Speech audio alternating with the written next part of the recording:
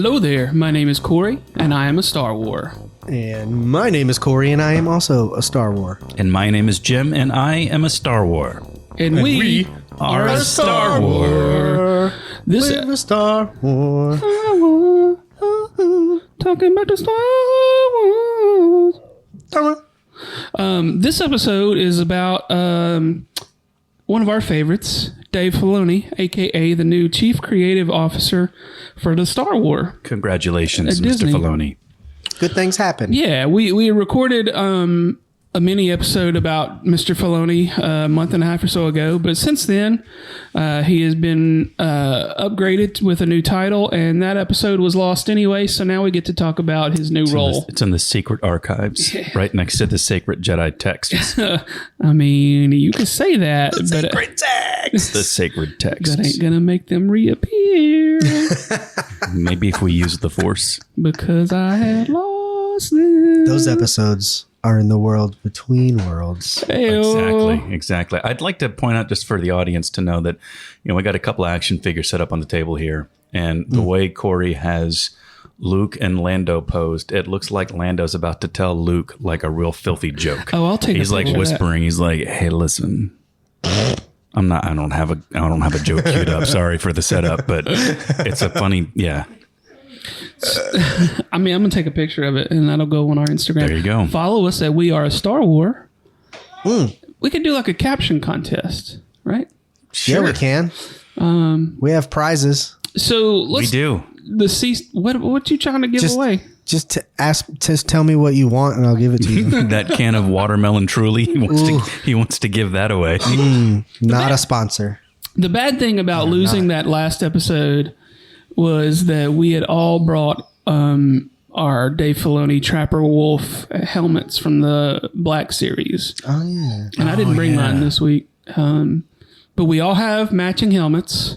And And now you just don't get to hear us wearing them. we had this whole Your loss. super fun conversation. Or maybe we're wearing them now. Is that what we named when we named ourselves the Brown Squadron? Yeah, no. Did you lose the Brown Squadron That's the one- episode? yeah. Brown Squadron. Okay, so just to let everybody know, Corey Hanna is the producer of the podcast, and so he is officially Brown Leader. Brown I leader. am Brown Leader. I haven't started a Brown timer Leader, yet. I'm going in. We had a shorty a whole episode about it. Most of it revolved around that. Did we conversation. decide we were going to have call signs and call names? I think so. Yeah. Yeah. We'll have to think about that and reveal All I them remember later. was that y'all dubbed me Brown Leader because I'm the producer. Yeah, I think it's I'm brown leader, brown eye, right. balloon knot. I think maybe was Balloon mine. Knot was one of them.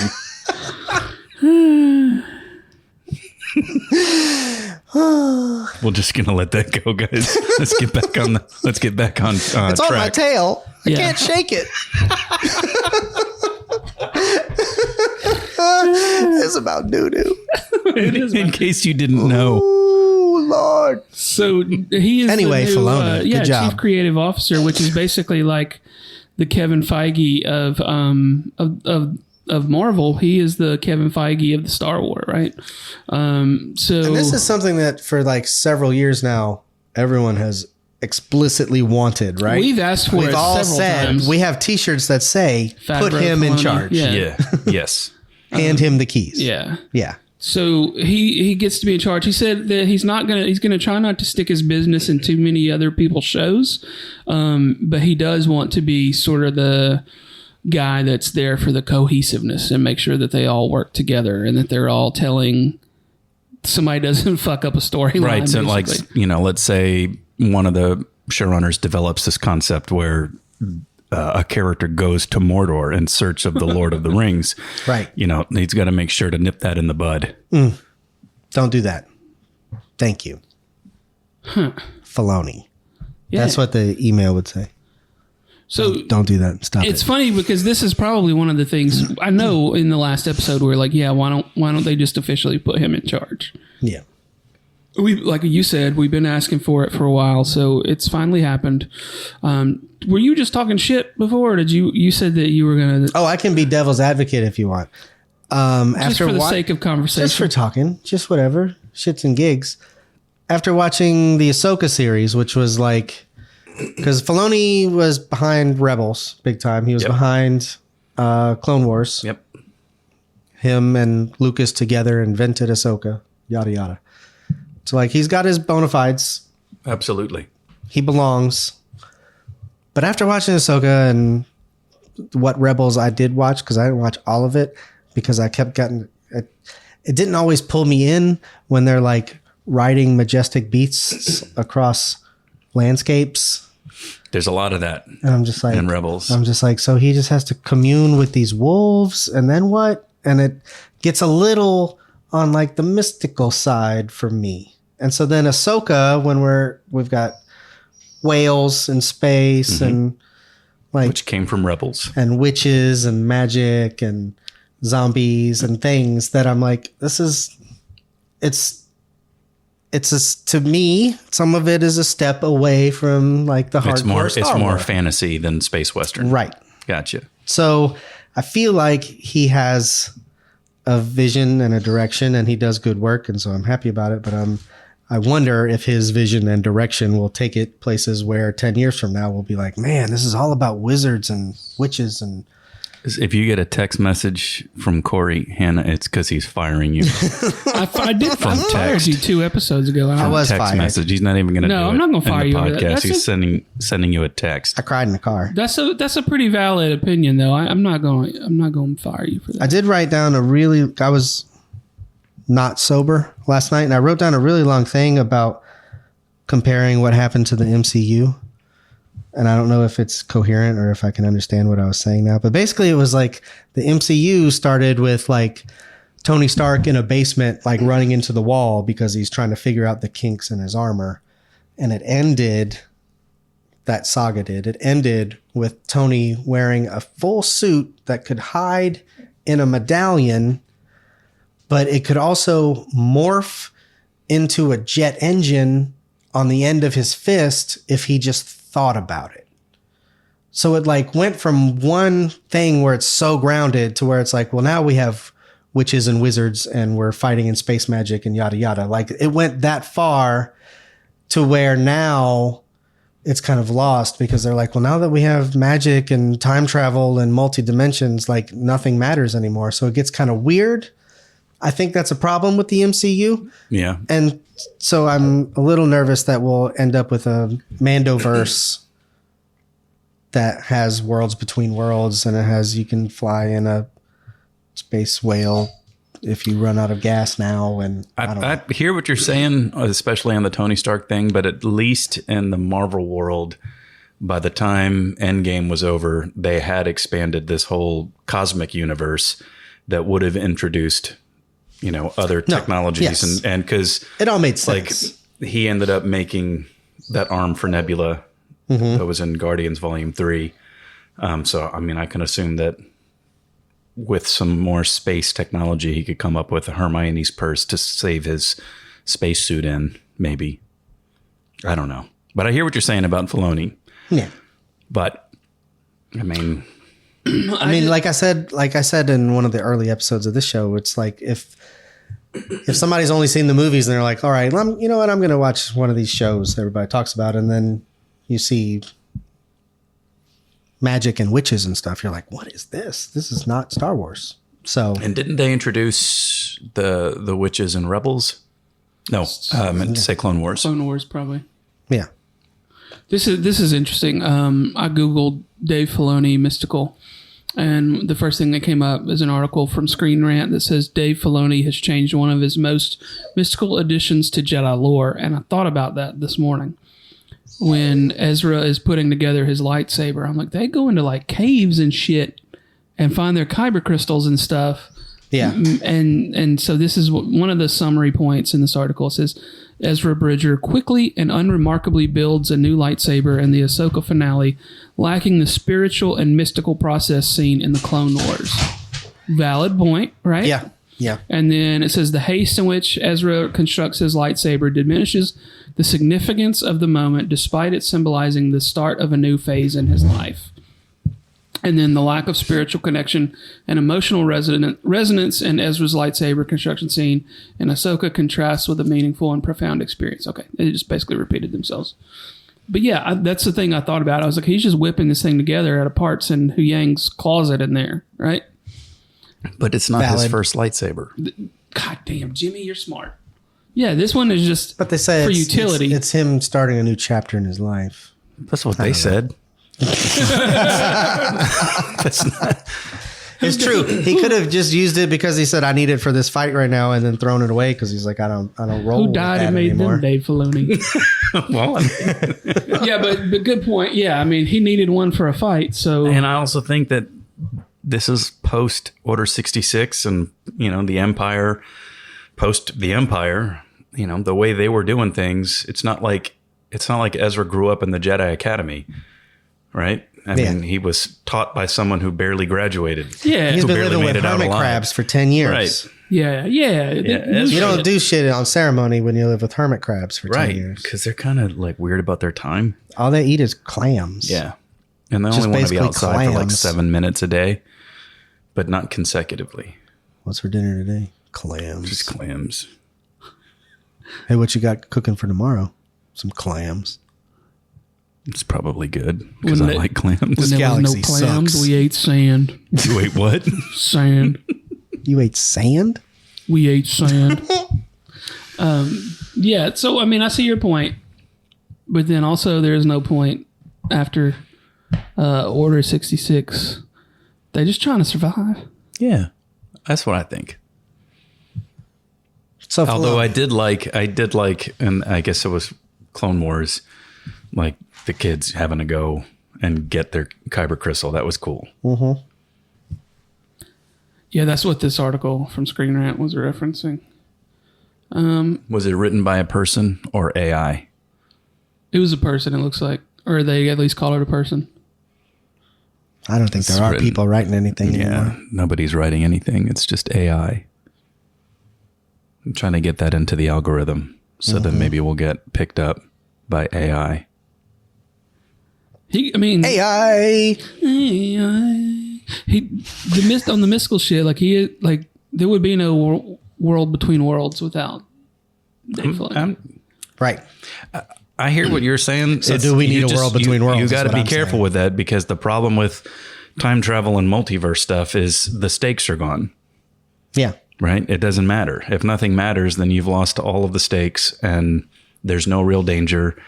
And Because every single thing that happens in the Marvel universe now, I'm like, you can just call Bruce Banner. He has a time machine. right. I don't remember the scene where they blew that up. No. It's still sitting there in the woods next to Captain And they America. had like 7 Pym particles, right? Pym's back. But Pym's back. They can do all the particles they want. Yeah.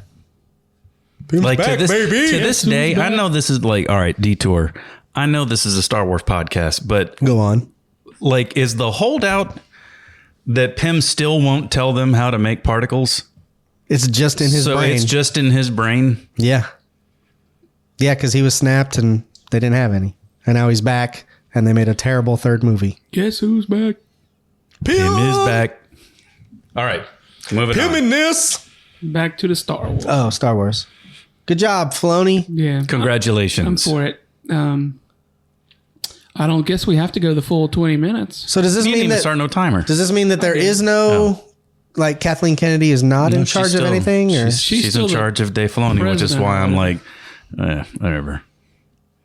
because he doesn't seem like the type that's going to be like, this is what like he just said, I'm not going to dictate what's in the next movie or whatever. Well, I mean, he said he wouldn't try to control other people's projects. Somebody needs to say this is the plan. Yeah. This is where we're going. That's what I think he's for. He's there to That's make sure great. the plan stays on track, right? That's great. I'm excited about that. I saw Daisy Ridley the other day say like, I haven't seen a script yet, but I know what the story is and it's not what I expected. And it's cool. About whatever Star saw Wars that. I movie saw that. she's about Great. to be in. I'm excited. I'm But excited it's to going see to be more a of hot her. minute. There's Yeah. no movies 2024. There are several TV shows. Bad Batch season 3, which I still need to finish season 2. Season 2 was great. What I saw of it, I really liked.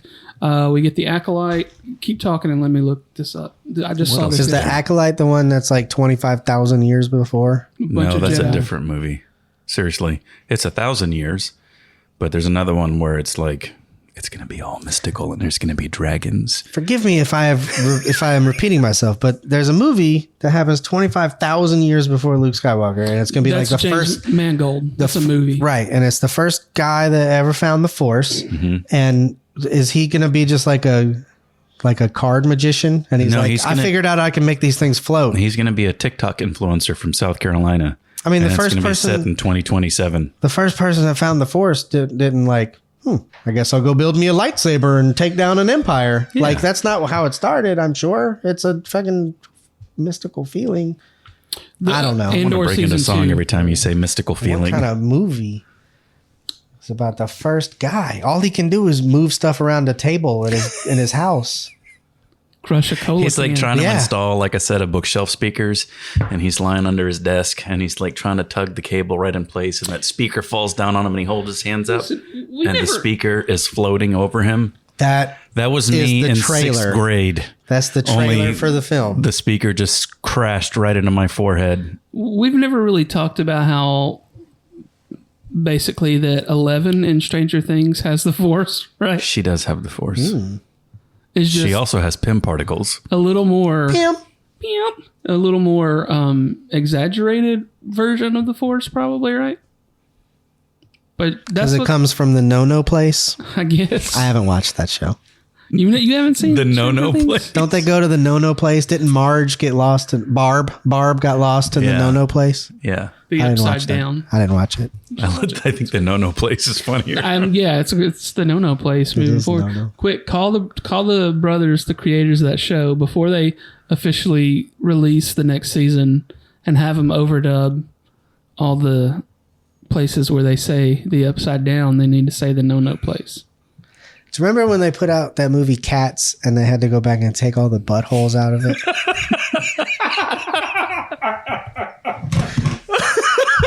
Because they made the movie and they were like, well, obviously we're going to see all of their buttholes. And then someone stopped them and they were like, what the fuck are you doing? Go back and take all those buttholes out of this movie before you show this to anybody. How long? That takes a while. Yeah. Put them back. I'm sure there were a lot of cat beeholes in that movie. Taylor Swift's in that movie. Can you imagine, like, that's your job, right? Yeah.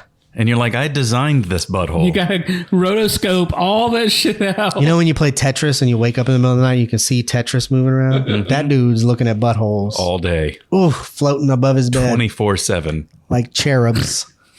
Buttholes from heaven. I love watching his face when he's processing stuff like that. Right? And you're like, oh God, what's coming? Right, something's coming. We got Buttholes is coming. Buttholes is coming. Uh-oh. This isn't the sex episode, guys. Simmer down. Not yet. Simmer down. That's another episode. Ooh, that one was not lost because it is coming. Soon to a theater near you. Yeah, that too. Hey, weren't we going to talk about the special edition movies? Or are you saving that for the episode 1 podcast? Mantis. Oh, we should preview the episode 1. So we're going to start doing special episodes. One whole episode devoted to the movie. And we're going to have categories and questions and things. We're talking about every movie. And we're going to go through all 11 theatrical releases so far. And we're about to put the next one out after this episode someday. So stay tuned. Yeah, hopefully these will all come out within a week of each other, ish. Yeah. Between now and before Christmas, right? Yeah. And then we'll have to record some more. Sweet. Soonish. And maybe I won't lose all of these. Let's hope not. And continue sending us questions and We do love the questions. episode ideas. Yeah. You can send those questions to us on either Instagram or Threads at We Are a Star War. And you could leave us reviews on Apple Podcasts and Spotify. That would be helpful. And just share us with a friend. Yeah. That would be cool. And you can still get t-shirts at tpublic.com. Just search for the Alabama Take and then go to the store for the Alabama Take. I don't think you can search us. We've tried to make it that way so that we don't get our shirts taken down again. Yeah, somebody took our shirts down. Kathleen Kennedy. Kathleen Kennedy. I don't think Dave Filoni would do that. He's not a buster. He's cool. He's cool about it. He's cool about stuff. I mean, I don't think he really cares. He's getting paid. He got no skin in the game on sending out DMCA takedown notices. Yeah, probably not. But yeah, I think that's been an episode. It says we have a minute, or we're not going to still. It has been.